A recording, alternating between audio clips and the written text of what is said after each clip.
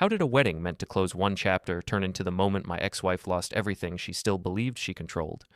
Why did one cruel joke, delivered in front of 100 guests, force me to stop protecting her from consequences I had delayed for years? By the time the ceremony resumed, no one was laughing anymore, and everyone understood who had just destroyed herself. The custody exchange happened every Tuesday and Thursday at exactly 6:30 p.m. I made sure of it. Precision was my shield against chaos, and with Lena, chaos was always lurking just beneath the surface of every interaction. I stood in my apartment kitchen, watching the digital clock on the microwave tick toward the appointed time. Evan sat at the counter, backpack ready, homework finished, dinner eaten. At 8 years old, he had already learned to read the tension in these moments, to prepare himself for the careful choreography that defined our fractured family dynamic. "Dad, is Mom coming up, or are we going down?" he asked, swinging his legs against the bar stool. "We'll wait and see what she decides," I replied, keeping my voice neutral. This was always Lena's choice to make, her small way of controlling the tempo of our interactions. Some days she'd text from the parking lot, expecting me to bring Evan down.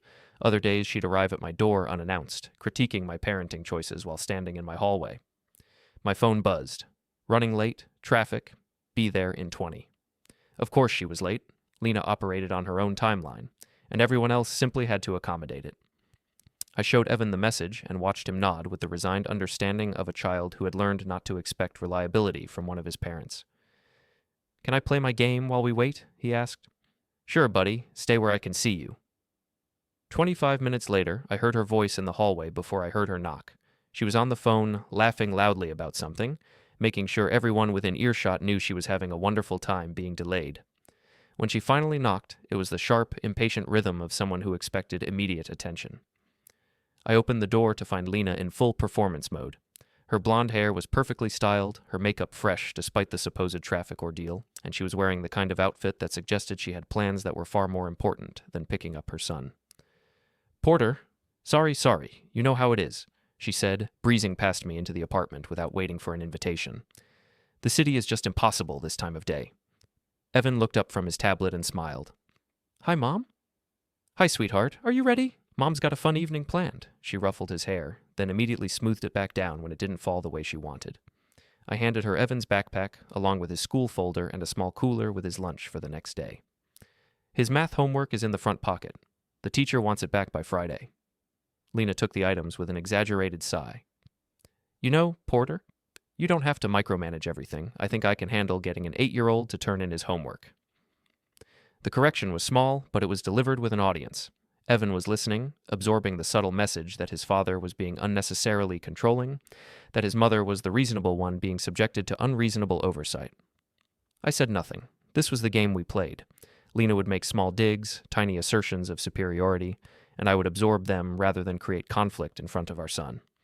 It was a strategy born of good intentions, but I was beginning to understand that my silence was being interpreted as weakness rather than wisdom. "Oh, and Porter?" She paused at the door, Evan already heading toward the elevator. "Mara seems sweet, but you know how these rebound relationships go. Don't get too attached." She smiled as she said it, the kind of smile that was supposed to soften the blow of a verbal knife. The door closed behind them, and I stood in my suddenly quiet apartment, feeling the familiar sting of casual cruelty. This was Lena's specialty, the throwaway comment designed to linger, to make me question myself, to remind me that she still held some undefined power over my emotional state. I walked to my window and watched them get into her car. Even from 3 floors up, I could see her animated gesturing as she talked on her phone again, Evan sitting patiently in the back seat, waiting for her attention. The next morning, I picked Evan up from school for our usual Wednesday afternoon together. We went to the playground near my office, a ritual that had become sacred to both of us. While he climbed and played, I sat on a bench and caught up on emails, always keeping one eye on him. "Dad?" He appeared at my elbow, slightly out of breath from the monkey bars. "Can I ask you something?" "Always." "Why is Mom always mad at you?" The question hit me like a physical blow. I looked down at his earnest face, those wide eyes that saw everything and understood more than I gave him credit for. How do you explain to an 8-year-old that some people need conflict to feel alive? That some adults never learned how to process the end of a relationship without making it everyone else's problem? "She's not mad at me, buddy. Sometimes grown-ups just have different ways of talking to each other." He considered this with the seriousness that children bring to adult mysteries. "But she uses her mean voice with you. She doesn't use her mean voice with other people. Out of the mouths of babes. Evan had identified something I'd been trying to rationalize for months. Lena's hostility toward me wasn't general rudeness or stress. It was targeted, intentional, designed to keep me off balance and defensive. People are complicated, Evan. What matters is that both your mom and I love you very much. He seemed satisfied with this non-answer and ran back to the playground equipment, but his question stayed with me, echoing in my mind as I watched him play. What kind of lesson was I teaching him by absorbing Lena's constant small cruelties? What was he learning about how people should treat each other, about how conflicts should be resolved, about standing up for yourself? That evening, after dropping Evan back with Lena, I stopped at the coffee shop near the courthouse where I'd spent so many hours during our divorce proceedings. The familiar environment helped me think, and I needed to process what was becoming an increasingly uncomfortable realization. I was enabling Lena's behavior. My policy of non-engagement, my commitment to taking the high road, my determination to shield Evan from conflict, all of it was actually making the situation worse. Lena had learned that she could say anything, do anything, cross any line, and I would simply absorb it in the name of keeping the peace.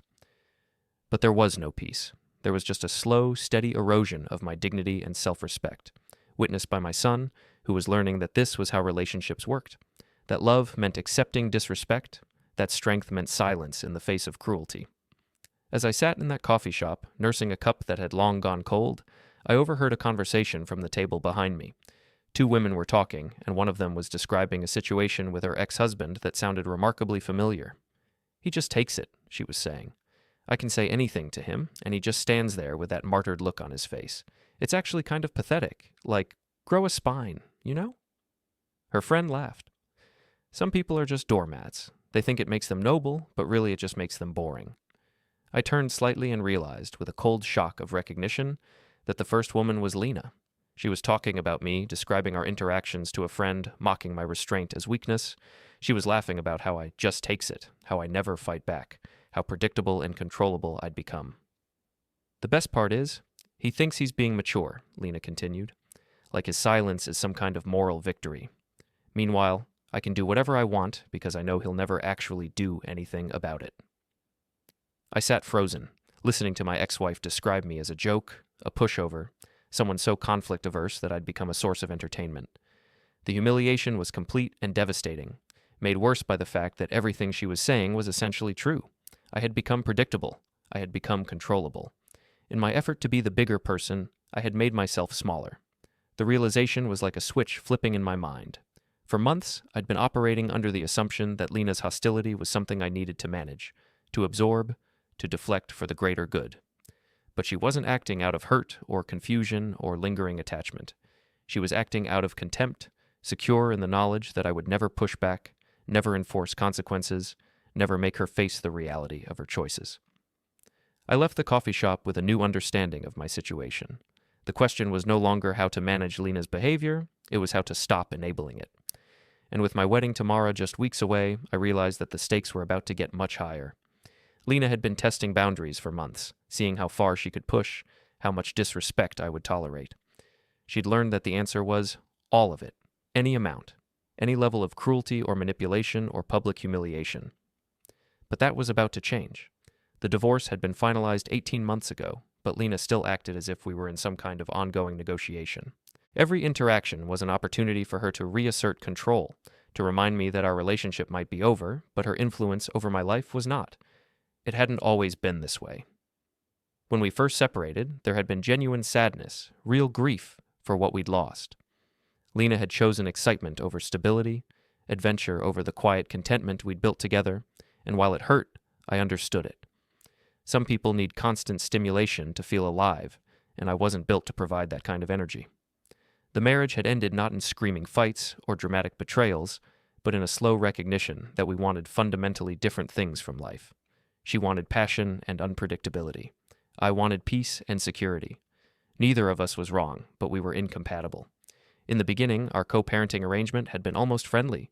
We were both committed to making things work for Evan's sake, both determined to prove that mature adults could prioritize their child's needs over their own hurt feelings. For a few months, it actually worked. But somewhere along the way, Lena had discovered that I would tolerate almost anything in the name of keeping things civil. And once she realized that my boundaries were essentially non-existent, the dynamic shifted dramatically. The custody arrangement was a perfect example. On paper, we had joint custody, but in practice, Evan lived with me 6 days a week. Lena would take him on her designated days when it was convenient, when she didn't have other plans, when she felt like being a mother. The rest of the time, he was my responsibility. I never complained about this arrangement because, honestly, I preferred it. Evan thrived on routine and stability, things I could provide and Lena couldn't. But what bothered me was how she talked about it, as if she was doing me a favor by letting me have extra time with my own son, as if her absence was a gift rather than an abdication of responsibility. The financial arrangement was even more problematic. As part of the divorce settlement, I paid Lena a modest amount of spousal support, not because she couldn't work, but because she claimed she needed time to find herself after the marriage ended. What was supposed to be a temporary measure had stretched on for months, with no indication that she was making any effort toward financial independence. But the real issue was the apartment. Lena had moved into a place she couldn't afford, claiming it was important for Evan to have a nice space when he stayed with her. She'd asked me to help with the rent just until she got on her feet, and I'd agreed, thinking it would be a short-term arrangement. 18 months later, I was still paying 80% of her rent, plus utilities, plus the spousal support, plus all of Evan's expenses when he was with me, which was most of the time. I was essentially funding Lena's lifestyle while she contributed the bare minimum to our son's actual care. The rational part of my mind knew this was unsustainable and unfair, but every time I considered addressing it, I thought about Evan. If Lena couldn't afford her apartment, where would she live? How would that affect his time with her? What if she decided to move away, or worse, what if she fought for more custody out of spite? So I kept paying, kept enabling, kept telling myself I was being generous and mature when really I was just being a coward. The breaking point should have been the incident at Evan's school play. I'd been looking forward to it for weeks. He was playing a tree in the third-grade production of The Seasons, and he'd been practicing his one line with adorable seriousness. I'd arranged to leave work early, cleared my schedule, even invited my parents to come watch their grandson perform. Lena had promised to be there. It was one of her custody days, so she was supposed to pick Evan up from school and bring him to the play. I'd confirmed the plan with her multiple times, and she'd assured me she wouldn't miss it. 20 minutes before the play started, I got a text. Can't make it. Something came up. Evan is disappointed, but he'll get over it. I found my son backstage, still in his tree costume, trying not to cry. The other kids were buzzing with excitement, pointing out their parents in the audience. But Evan just stood quietly in the corner, processing another broken promise. "Dad, is Mom coming?" he asked when he saw me. "She got held up, buddy. But I'm here, and Grandma and Grandpa are here, and we're all so excited to see you be the best tree this school has ever seen." He smiled, but I could see the disappointment in his eyes. This wasn't the first time Lena had let him down, and we both knew it wouldn't be the last.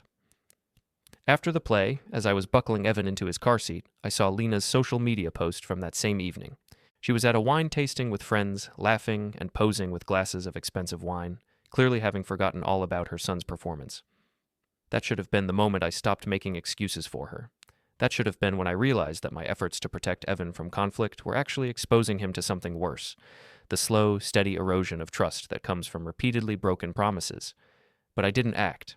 I absorbed the disappointment, just like I absorbed everything else.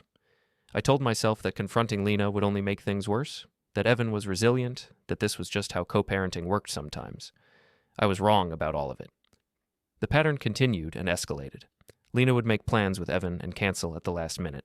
She'd promise to pick him up from school and then text me an hour later asking if I could do it instead. She'd commit to taking him for her custody weekends and then suddenly remember important social obligations that couldn't be moved. Each time, I stepped in. Each time, I covered for her. Each time, I made excuses to Evan about why his mother's priorities kept shifting. And each time, Lena became a little more comfortable with her lack of accountability. The really insidious part was how she'd turned my reliability into a character flaw. In her narrative, I was too rigid, too controlling, too focused on schedules and rules.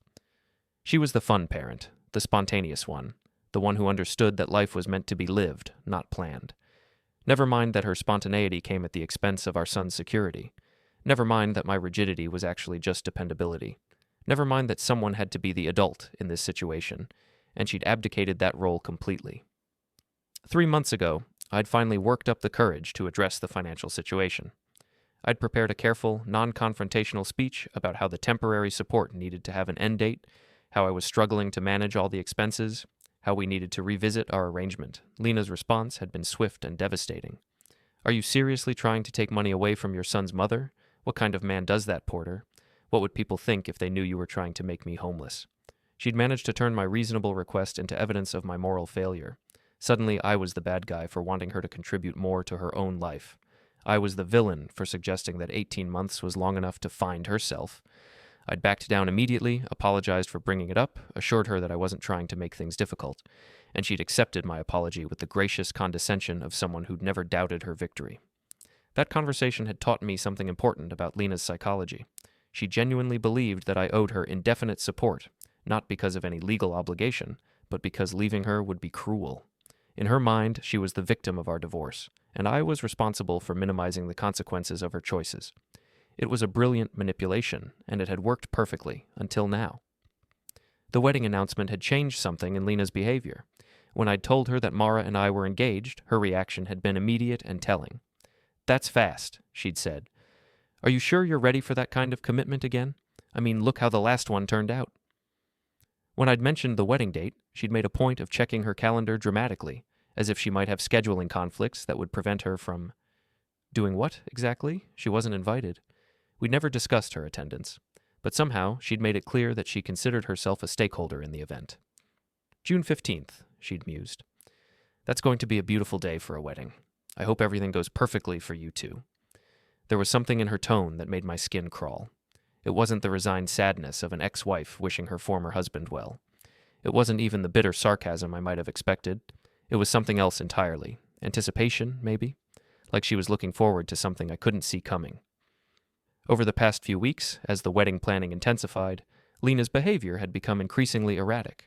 She'd started making comments about Mara, little observations that seemed innocent but carried an unmistakable edge. "She's very practical, isn't she?" Lena had said after meeting Mara at one of Evan's school events. "I mean that in a good way. Some men need that kind of stability." Or, "It's sweet how she tries to connect with Evan. Of course, it's different when it's not your own child, but she's making an effort." Each comment was carefully calibrated to plant seeds of doubt, to make me question Mara's motivations, to suggest that our relationship was somehow artificial or temporary. But the real tell had been Lena's sudden interest in her appearance around me. After months of showing up to custody exchanges in yoga pants and messy hair, she'd started arriving dressed to impress, makeup perfect, clearly having spent considerable time and effort on how she looked. It wasn't because she wanted me back, I was sure of that. It was because she wanted me to remember what I'd given up, to second-guess my choices, to feel like I was settling for less. The psychology was transparent and pathetic, but it was also revealing. Lena wasn't over our divorce, not because she missed our marriage, but because she missed the control she'd had over my emotional state. My happiness with Mara represented a threat to that control, and she was determined to reassert it. The wedding had become, in her mind, a stage for that reassertion. I could feel it building, could sense that she was planning something, could see the anticipation in her eyes whenever the topic came up. What I couldn't see was exactly what she had planned, but I was beginning to understand that my policy of non-engagement, my commitment to avoiding conflict, had created a monster. Lena had learned that she could do anything, say anything, cross any line, and I would simply absorb it. She was about to learn that lesson was no longer true. The wedding rehearsal was supposed to be a small, intimate gathering. Just immediate family, the wedding party, and a few close friends walking through the ceremony, making sure everyone knew their roles and timing. It should have been relaxed, joyful, focused entirely on the celebration ahead. Instead, I spent the entire evening with a knot in my stomach, constantly scanning the venue for signs of unwanted intrusion. Lena had been texting me all week with increasingly transparent attempts to insert herself into the wedding planning. First, it was helpful suggestions about venues she'd heard were nice. Then it was questions about what Evan should wear, as if she was suddenly concerned about his appearance at formal events. Finally, it was direct inquiries about timing and location, framed as logistical concerns about her custody schedule. "I just want to make sure I don't accidentally interfere with anything," she'd texted. "You know how I am with directions. I'd hate to end up at the wrong place at the wrong time." The message was clear. She knew exactly where and when the wedding was happening, and she wanted me to know that she knew. It was a power play, a psychological intimidation tactic designed to make me spend my wedding day worried about what she might do. And it was working. Mara had noticed my distraction during the rehearsal. As we practiced walking down the aisle, as we ran through our vows, as we coordinated with the officiant and the photographer, I kept glancing toward the entrance, expecting Lena to materialize with some manufactured emergency that required my immediate attention. "You seem tense," Mara said quietly during a break in the proceedings. "Everything okay?" I wanted to tell her about Lena's increasingly erratic behavior, about the veiled threats and psychological games, about my growing certainty that tomorrow was going to bring some kind of dramatic confrontation. But what was the point? Mara deserved to enjoy her wedding day without worrying about my ex-wife's mental state. "Just normal pre-wedding nerves," I lied. "I want everything to be perfect for you." She smiled and squeezed my hand, trusting me to handle whatever was bothering me. That trust felt like both a gift and a burden. Mara believed I would protect our special day from outside interference, and I wasn't sure I was capable of doing that. After the rehearsal, I drove home alone, needing time to think. The apartment felt too quiet, too empty, too much like a place where bad decisions were made in isolation. I found myself in my home office, surrounded by filing cabinets and boxes of documents from the divorce proceedings. I wasn't sure what I was looking for until I found it, a manila folder labeled Custody Modifications that I'd started but never finished. Inside were forms for requesting changes to our custody arrangement, financial worksheets calculating actual expenses versus support payments, and a legal memo from my attorney outlining my options for enforcement and modification. I'd prepared all of this months ago, during one of my periodic fits of frustration with Lena's behavior. But each time I'd gotten close to filing the paperwork, I'd talked myself out of it. It felt too aggressive, too likely to create the kind of conflict I'd been trying to avoid. Now, sitting in my office at midnight on the eve of my wedding, I realized that my avoidance of conflict hadn't prevented anything. It had just given Lena more time to escalate, more opportunity to push boundaries, more confidence that she could do whatever she wanted without consequences. At the bottom of the folder was a calendar I'd marked up months ago, noting important dates and deadlines for legal filings. One date was circled in red, June 16th, the day after my wedding. It was the deadline for filing certain custody modifications, a date I'd chosen strategically to avoid disrupting the wedding planning process. I'd forgotten about that deadline, but looking at it now, I realized it represented something important, a decision point. I could continue absorbing Lena's behavior indefinitely, or I could finally enforce some boundaries. The choice felt suddenly clear. I spent the next hour reviewing the documents, updating financial information, and preparing everything for filing. By 1 a.m., I had a complete packet ready to submit, a request for modified custody arrangements based on Lena's pattern of unreliability, a motion to adjust spousal support based on changed circumstances, and a demand for reimbursement of the apartment expenses that had far exceeded any reasonable interpretation of child support. It felt like waking up from a long, frustrating dream. For months, I'd been operating under the assumption that I had no power in this situation, that I had to simply endure whatever Lena chose to dish out. But the law didn't require me to be a doormat. The courts had mechanisms for dealing with exactly this kind of behavior, and I had been foolish not to use them. The next morning, I called my attorney's office before 8 a.m. Alden Reeves had handled my divorce with quiet competence, and I'd stayed in touch with him specifically for situations like this. "Porter," he said when he took my call, "how's the wedding preparation going?" "That's actually why I'm calling. I need to discuss some enforcement options with Lena. Things have escalated, and I think it's time to take action." There was a pause, and I could almost hear him flipping through my file. "What kind of escalation are we talking about?" I gave him a brief summary. The financial manipulation, the custody reliability issues, the psychological games, and my growing concern that she was planning some kind of disruption of the wedding itself. "How long has this pattern been going on?" he asked. "Months, maybe longer. I kept thinking it would resolve itself, that she'd eventually mature and start acting reasonably." "Porter, can I speak frankly?" "Please?" "You've been far too patient. The behavior you're describing isn't normal post-divorce adjustment. It's systematic manipulation, and it's only going to get worse until you enforce some boundaries. The good news is that you've documented everything, and your legal position is very strong." "What are my options?" "Several. We can request immediate modification of the custody arrangement based on her unreliability. We can seek adjustment of spousal support based on the length of time she's been receiving it without making progress toward independence. And we can definitely pursue a reimbursement for expenses that exceed your legal obligations." "How quickly can we move on this?" "If you're serious about taking action, I can have papers ready for filing by this afternoon. Service can happen as early as Monday. The question is, are you ready to stop being Mr. Nice Guy?" The phrase hit me like a physical blow. Mr. Nice Guy. That's exactly what I'd been, and exactly what had gotten me into this mess.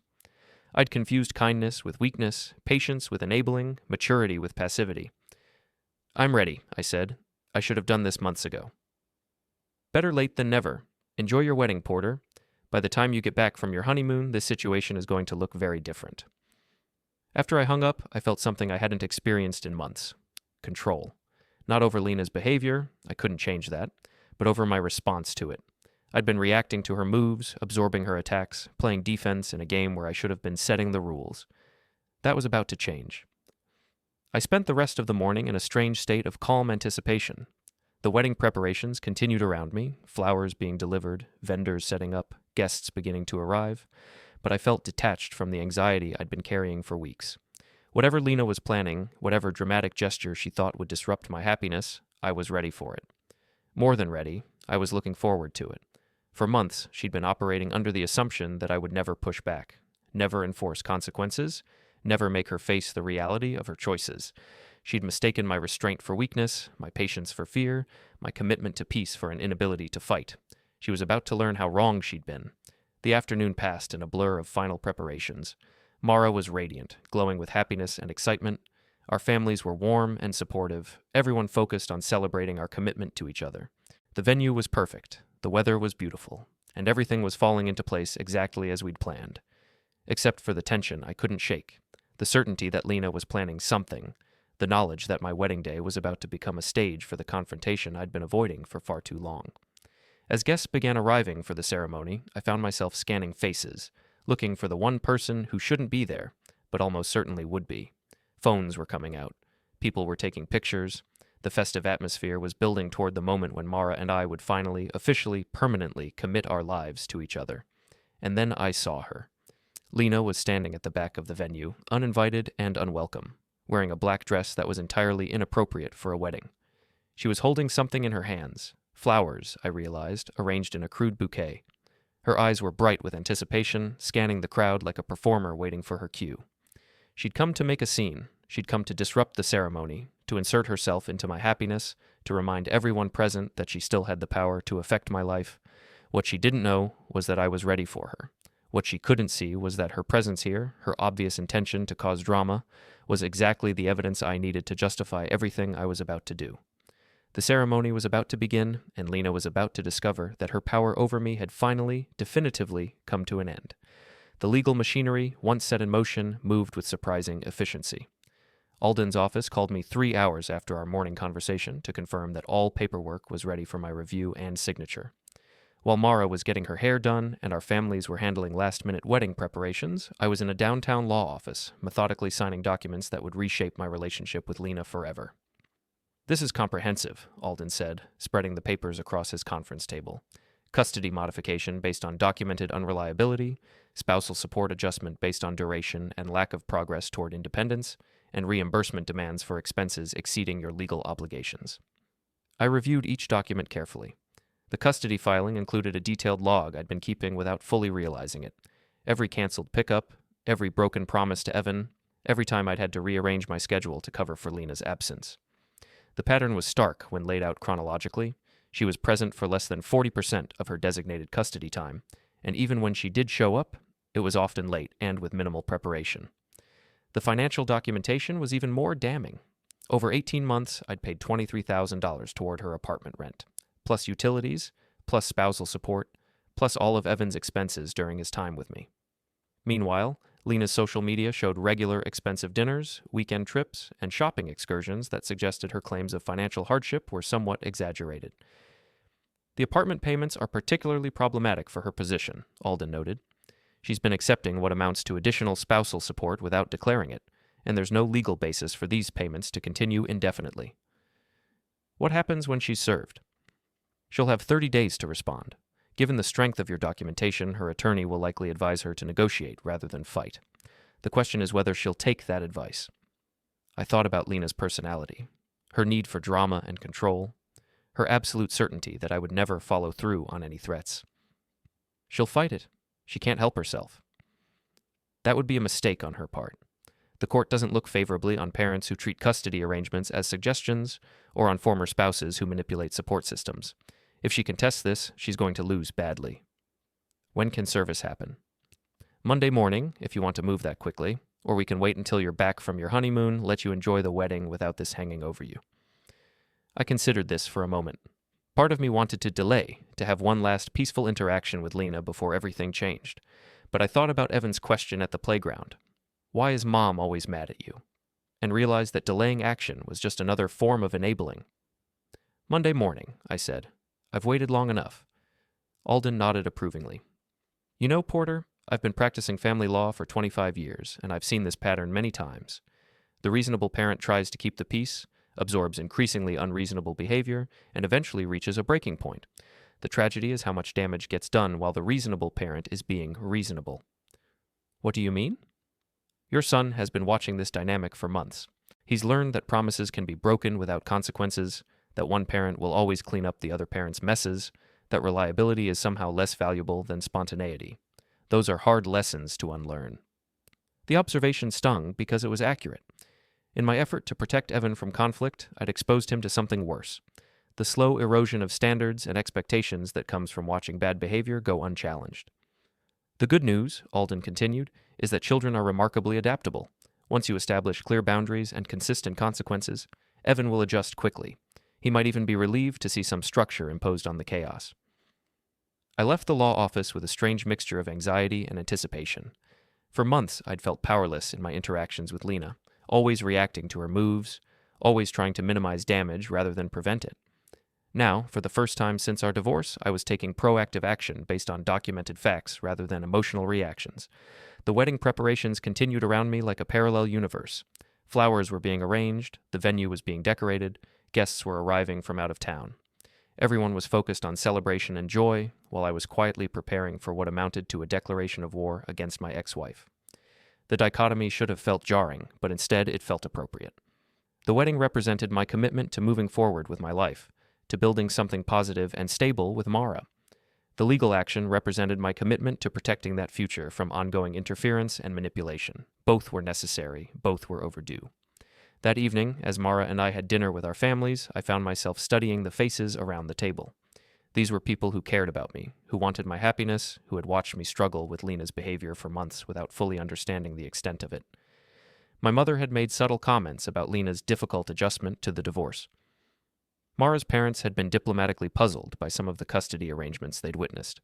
Everyone had been too polite to say directly what they were thinking, that I was allowing myself to be manipulated, that my ex-wife was taking advantage of my good nature, that the situation was unhealthy for everyone involved. Tomorrow, after the wedding, they would understand that I'd been taking action behind the scenes, that my patience hadn't been weakness but preparation, that I'd been building a case rather than simply enduring abuse. The thought was oddly comforting. For months, I'd felt like I was failing everyone, Evan, Mara, myself, by not standing up to Lena more forcefully. Now I realized that standing up to her effectively required documentation, legal strategy, and careful timing. Emotional confrontations would have been satisfying, but ultimately counterproductive. This was better. This was permanent. As the evening wound down and our families headed back to their hotels, Mara and I found ourselves alone for the first time in days. She was glowing with happiness and excitement, talking about the ceremony, about our honeymoon plans, about the life we were building together. I can't believe it's finally happening, she said, curled up against me on the couch. Tomorrow we'll be married. Any second thoughts? I asked, only half joking. None. You? I thought about the question seriously. Was I having second thoughts about marrying Mara? Absolutely not. She was everything I'd hoped to find in a partner. Kind, intelligent, stable, genuinely committed to building something lasting together. Was I having second thoughts about the legal action against Lena? Also no. If anything, the contrast between Mara's maturity and Lena's ongoing manipulation made the decision feel even more justified. No second thoughts, I said. I'm ready for this, for all of it. Mara smiled and settled more comfortably against me. I love how calm you are about everything. Some men get so stressed about weddings, but you've been steady through all the planning. If only she knew I'd been calm about the wedding planning because I'd been focused on something else entirely, preparing for the confrontation that I knew was coming, building the legal framework that would finally allow me to enforce boundaries with Lena. I just want everything to be perfect for you, I said, which was true as far as it went. It will be. What could go wrong? I could think of several things, but I didn't share them. Whatever Lena was planning, whatever dramatic gesture she thought would disrupt our happiness, I was ready for it. More than ready, I was looking forward to it. For months, she'd been operating under the assumption that she could do anything, say anything, cross any line, and I would simply absorb it in the name of keeping the peace. She'd mistaken my strategic patience for weakness, my careful documentation for passivity, my commitment to legal process for an inability to fight. She was about to learn how wrong she'd been. The next morning dawned clear and beautiful, perfect weather for an outdoor ceremony. As I got ready, as I put on my tuxedo and prepared to marry the woman I loved, I felt a strange sense of completion, not just because of the wedding, but because of everything else that was about to be resolved. Lena had been a shadow hanging over my happiness for months, a constant source of anxiety and manipulation that had colored every interaction, every decision, every moment of joy with the possibility of drama and conflict. After today, that shadow would be gone. Not because she would suddenly become reasonable, I had no illusions about that, but because I would finally have the legal framework to contain her behavior, to protect Evan from her unreliability, and to move forward with my life without constantly looking over my shoulder. As I drove to the venue, I thought about Evan, who was spending the weekend with Lena before joining us for the ceremony. He would be confused by the legal changes at first, but ultimately he would benefit from having clear expectations and consistent consequences. Children thrive on structure, and I'd been failing to provide that by constantly accommodating Lena's chaos. The guests were already arriving when I got to the venue, friends and family gathering to celebrate Mara's and my commitment to each other. The atmosphere was festive and warm, everyone focused on joy and celebration, everyone except me. I was scanning faces, looking for the one person who shouldn't be there, but almost certainly would be. Lena had been building towards something for weeks, and I knew that today would be her stage for whatever dramatic gesture she'd planned. What she didn't know was that I was ready for her. What she couldn't see was that her presence here, or her obvious intention to cause drama, would be exactly the evidence I needed to justify everything I was about to do. The ceremony was about to begin, and Lena was about to discover that her power over me had finally, definitively come to an end. The morning of the wedding felt surreal in its normalcy. I woke up naturally at 6 a.m., made coffee, read the news, and went through my usual routine as if this were any other Saturday. The only difference was the tuxedo hanging in my closet and the knowledge that by evening I would be married to Mara and simultaneously free from Lena's psychological manipulation. Both transformations felt equally significant. Alden had called the night before to confirm that all paperwork was finalized and ready for Monday morning service. "Enjoy your wedding day," he'd said. "By the time you get back from your honeymoon, this whole situation will look very different."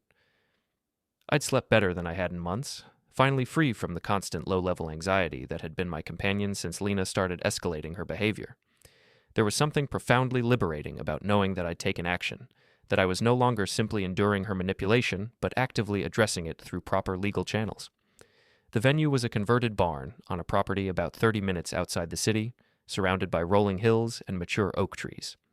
Mara and I had chosen it specifically because it felt removed from our everyday lives, a place where we could focus entirely on celebrating our commitment to each other without the distractions and complications of the city. As I arrived for the final setup, I found myself appreciating the location's isolation in a new way. If Lena was planning some kind of dramatic intervention, at least it would happen away from our usual social circles, contained within a specific time and place, rather than bleeding into our ongoing daily life. The vendors were already busy with final preparations. The florist was arranging centerpieces, the caterer was setting up the reception area, and the photographer was testing equipment and scouting locations for portraits. Everything was proceeding exactly as planned, a carefully orchestrated celebration that represented months of thoughtful preparation. It occurred to me that the wedding planning process had taught me something important about the difference between reactive and proactive approaches to life challenges. Instead of simply hoping everything would work out, Mara and I had anticipated potential problems, made contingency plans, and built-in buffers for unexpected complications. I'd taken the same approach with the Lena situation, finally. Instead of continuing to react to her behavior, I'd documented patterns, consulted with legal counsel, and prepared a comprehensive response that addressed the root causes rather than just the symptoms. Both strategies felt mature and empowering in ways that my previous approach, hoping for the best and absorbing whatever went wrong, had not. Mara arrived mid-morning with her bridesmaids and her mother, all of them glowing with excitement and happiness. She looked radiant even in casual clothes, her face lit up with the kind of joy that comes from knowing you're exactly where you're supposed to be, doing exactly what you're supposed to be doing. "How are you feeling?" she asked, stealing a quick kiss before her entourage whisked her away to the bridal suite. "Perfect," I said, and meant it. Today is going to be exactly what we want it to be." She smiled and squeezed my hand. "I love your confidence. See you at the altar." As she disappeared into the preparations, I realized that my confidence wasn't just about the wedding. It was about finally feeling in control of my own life. For months, I'd been allowing Lena's unpredictability to create anxiety and uncertainty in every aspect of my existence. Now, with clear boundaries established and legal consequences in place, I could focus on building something positive rather than constantly defending against something negative. The guests began arriving around 2 p.m., friends and family members I hadn't seen in months gathering to celebrate this milestone. Everyone was dressed beautifully, phones were coming out for pictures, and the atmosphere was building toward the joyful crescendo of the ceremony itself. I found myself greeting people with genuine warmth and presence, no longer distracted by constant worry about what Lena might do or say. Whatever she had planned, I was ready for it. More than ready, I was looking forward to it. My parents arrived with Evan, who looked handsome and serious in his junior groomsman outfit. He'd spent the weekend with Lena, and I searched his face for signs of stress or confusion, wondering if she'd said anything to him about the wedding or tried to use him as a messenger for her own agenda. "How was your weekend, buddy?" I asked, straightening his tie. "Good." Mom seemed kind of excited about something, but she wouldn't tell me what. There it was. Lena was planning something, and she was excited about it. The confirmation should have made me nervous, but instead it felt like validation.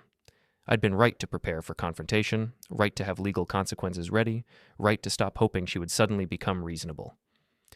"Well, whatever it was, today is about celebrating with people who love us," I said. "Are you ready to help me marry Mara?" He grinned. "She's nice, and she makes good pancakes." High praise from an 8-year-old. I hugged him, feeling grateful that at least one good thing had come from my marriage to Lena. This thoughtful, resilient little boy who deserved better than the chaos his mother seemed determined to create. As the ceremony time approached, I took my position at the altar with the officiant and my best man. The guests were seated, the music was starting, and everything was falling into place exactly as we'd rehearsed. The bridesmaids began their procession, each one beautiful and smiling, carrying bouquets that complemented the natural beauty of the venue. The atmosphere was warm and celebratory, everyone focused on the joy of the moment. And then I saw her. Lena was standing at the very back of the venue, partially hidden behind a large oak tree, but clearly visible to anyone who knew to look for her. She was wearing a black dress that was entirely inappropriate for a wedding, and she was holding something in her hands. Flowers, I realized, but not the kind of elegant arrangement the florist had created. Her bouquet looked crude, hastily assembled, like something she'd put together herself from whatever she could find. And there was something else about it, something that made my stomach clench with anticipation and dread. She was waiting for her moment. She'd positioned herself for maximum dramatic impact, and she was watching the proceedings with the bright-eyed anticipation of someone about to make a scene. What she didn't realize was that I could see her, that I'd been expecting her, that I was prepared for whatever she was about to do. What she couldn't know was that her presence here, uninvited and clearly planning disruption, was exactly the kind of behavior that would justify every legal action I was about to take. The music swelled, and Mara appeared at the back of the aisle, radiant in her wedding dress, walking toward me with a smile that could have powered the entire venue. She looked like everything I'd ever hoped for in a partner, beautiful, confident, genuinely happy to be committing her life to mine. For a moment, I forgot about Lena entirely. This was my wedding day, my commitment to the woman I loved, my chance to publicly declare my intention to build something lasting and meaningful with someone who deserved my complete attention and devotion. But as Mara reached the halfway point of her walk down the aisle, I saw Lena step out from behind the tree. She was moving purposefully toward the ceremony area, that crude bouquet held prominently in front of her face lit up with malicious excitement. The confrontation I'd been preparing for was finally here. The moment when Lena would discover that her power over me had come to an end was about to arrive. I took a deep breath, smiled at my beautiful bride, and prepared to handle whatever my ex-wife thought she was about to accomplish. She had no idea what was coming for her. The officiant had just asked the traditional question about whether anyone objected to the marriage when Lena made her move. She didn't speak. That would have been too straightforward for her theatrical sensibilities. Instead, she stepped into the aisle and, with a gesture that was clearly designed for maximum visual impact, hurled her makeshift bouquet directly at Mara. The flowers struck my bride in the chest and fell to the ground between us. A collective gasp rose from the assembled guests as phones instinctively came up to capture what everyone sensed was about to become a significant moment. I bent down to pick up the bouquet, and that's when I saw it. A black ribbon tied among the stems, the kind of ribbon used for funeral arrangements. Cemetery flowers. Lena had thrown cemetery flowers at my bride on our wedding day. The symbolism was unmistakable and cruel. Loss, endings, mourning. She was declaring our marriage cursed before it had even officially begun. But instead of the shock and disruption she was clearly expecting, I felt something else entirely. Relief. After months of psychological manipulation and veiled threats, Lena had finally crossed a line so publicly and dramatically that no one could question the appropriateness of my response. She wasn't finished. With the attention of every guest now focused on her, Lena threw back her head and laughed, a loud, theatrical sound that echoed across the venue. Then she shouted, her voice carrying clearly to every corner of the gathering, "Free and still beautiful." The phrase was clearly meant to be a declaration of her own superiority, a suggestion that she had escaped our marriage unscathed while I was trapped in another doomed relationship. But to everyone watching, it just sounded unhinged. The silence that followed was electric. 100 guests sat frozen, phones recording, everyone waiting to see how this unprecedented breach of wedding etiquette would be resolved. Mara stood beside me, still in shock, the cemetery flowers at her feet like evidence of a crime. I looked at Lena, standing in the aisle in her inappropriate black dress, her face flushed with excitement and anticipation. She was waiting for me to react with anger, to create a scene, to give her the dramatic confrontation she craved. She wanted me to lose control, to validate her narrative that I was unstable and aggressive. Instead, I did something she wasn't prepared for. I spoke calmly, clearly, and with the kind of measured authority that comes from having documentation to support every word. "Ladies and gentlemen," I said, my voice carrying easily across the silent venue, "I apologize for this interruption. What you've just witnessed is unfortunately typical behavior from my ex-wife, Lena Keller." A murmur ran through the crowd. This wasn't the emotional explosion Lena had been expecting, and I could see confusion beginning to replace excitement on her face. I continued, still calm, still measured. For the past 18 months, Lena has engaged in a pattern of manipulation and harassment that I've been documenting with the help of my attorney. She has repeatedly failed to honor our custody arrangements, leaving our son disappointed and confused. She has manipulated financial support agreements while contributing minimal effort to his actual care. And now she has chosen to disrupt our wedding ceremony with what can only be described as a threat, throwing funeral flowers at my bride. The murmur grew louder. Guests were beginning to understand that they weren't witnessing a spontaneous emotional outburst, but rather the culmination of a long-standing pattern of behavior. Lena's confidence was visibly shaking. This wasn't the script she'd prepared for. She'd expected me to react emotionally to give her ammunition for future manipulation. Instead, I was calmly laying out facts in front of witnesses, creating a public record of her behavior. "Lena," I said, turning to address her directly, "your presence here today, uninvited and clearly intended to cause disruption, represents the final evidence I needed to justify the legal actions I've already initiated." Her face went pale. "What legal actions?" I gestured toward the back of the venue, where Alden was approaching with a folder in his hand. I'd asked him to attend the wedding as a precaution, and his presence was about to prove invaluable. "Alden Reeves, my attorney, has prepared comprehensive documentation of your pattern of behavior. On Monday morning, you'll be served with papers requesting modification of our custody arrangement, adjustment of spousal support, and reimbursement for the apartment expenses that have exceeded any reasonable interpretation of child support." The crowd was completely silent now, everyone understanding that they were witnessing something unprecedented, a real-time legal intervention delivered in the middle of a wedding ceremony. Lena's theatrical confidence was collapsing. "You can't do this. Not here. Not in front of everyone." "Actually," I replied, "your choice to make this public makes it entirely appropriate to address it publicly. You wanted an audience for your behavior, and now you have one for the consequences." Alden reached us and handed Lena the folder. "Ms. Keller, these are courtesy copies of the documents that will be formally served on Monday. Given your presence here today, my client felt it was appropriate to provide you with advance notice." Lena opened the folder with shaking hands, her eyes scanning the legal documents that spelled out, in precise legal language, exactly how her behavior would be addressed by the court system. "The custody modification is based on documented evidence that you've been present for less than 40% of your designated custody time," I continued. "The financial adjustment reflects the reality that you've been receiving support far beyond what was intended or legally required. And the reimbursement demand addresses the $23,000 in apartment expenses that I've covered with no legal obligation to do so." The numbers hit the crowd like physical blows. $23,000. Less than 40% custody compliance. The scope of the manipulation was becoming clear to everyone present. Lena tried to recover, to reassert some kind of control over the situation. This is harassment. You're trying to punish me for moving on with my life." "No," I said simply. "I'm trying to protect my son from continued disappointment and my new family from ongoing manipulation.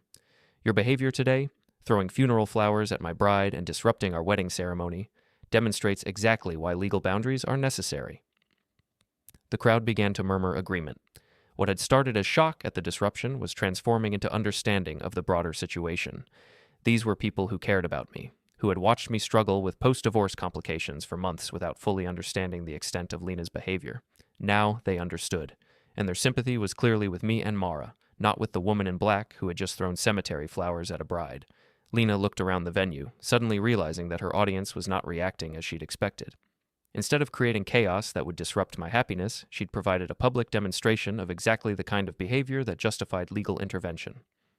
"This isn't over," she said, but her voice lacked conviction.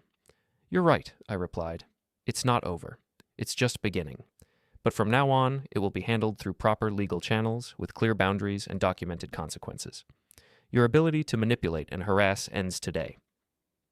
Security, venue staff I'd quietly alerted when I first spotted Lena, approached from both sides.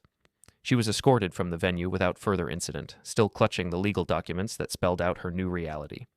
As her black dress disappeared into the parking lot, I turned back to my guests, to my bride, to the celebration that had been interrupted but not ruined. "Ladies and gentlemen," I said, "thank you for witnessing that necessary conclusion to a difficult chapter.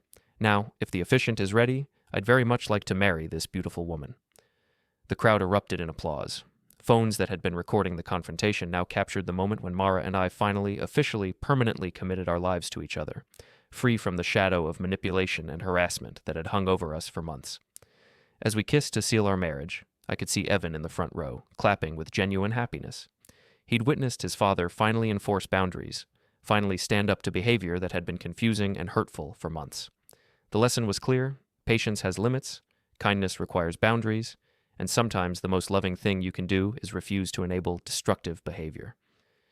Lena had wanted to disrupt our wedding to prove that she still had power over my emotional state. Instead, she'd provided the perfect public demonstration of why that power needed to be permanently revoked.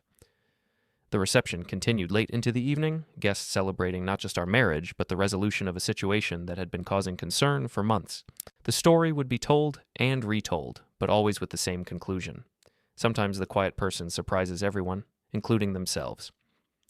As Mara and I drove away from the venue that night, finally alone as husband and wife, she turned to me with a smile that mixed admiration with relief. "I had no idea you had all of that prepared," she said. "I've been learning that some problems require patience and planning rather than immediate emotional responses," I replied. "Lena taught me that lesson, even if she didn't mean to." "What happens now?" "Now we go on our honeymoon, and when we come back, we start our marriage free from interference and manipulation. The legal system will handle the rest." And it did. By the time we returned from our honeymoon 2 weeks later, Lena had been served with all the papers, her attorney had reviewed the evidence, and negotiations had begun for a settlement that would establish clear boundaries and consequences for future behavior. The apartment payments stopped immediately. The custody arrangement was modified to reflect actual rather than theoretical involvement. The spousal support was adjusted to encourage independence rather than enable manipulation. Most importantly, Evan began to thrive in an environment with clear expectations and consistent consequences.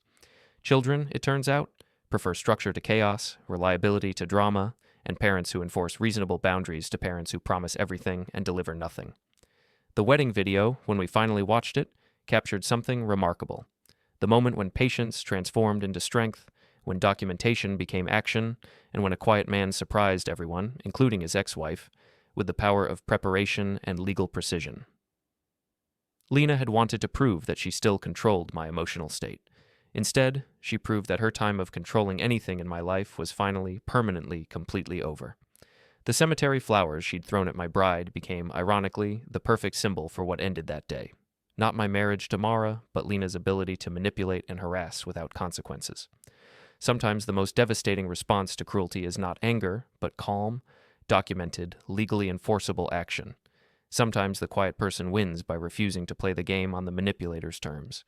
And sometimes a wedding becomes not just a celebration of new love, but a public declaration that some chapters are finally, definitively closed.